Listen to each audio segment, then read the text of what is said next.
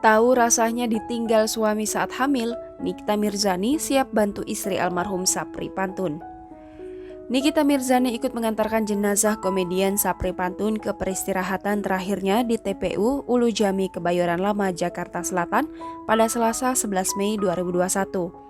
Sebelumnya, ia sempat bertemu Irma Suryatin, istri almarhum. Di depan Irma, Niki sapaan akrabnya berusaha tegar, namun ia tak sanggup menahan kesedihannya yang begitu dalam.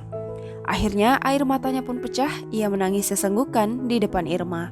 Ia juga baru mengetahui istri Sapri melahirkan anak keduanya pekan depan. Ingin meringankan beban istri Sapri, Nikita bersedia membantu.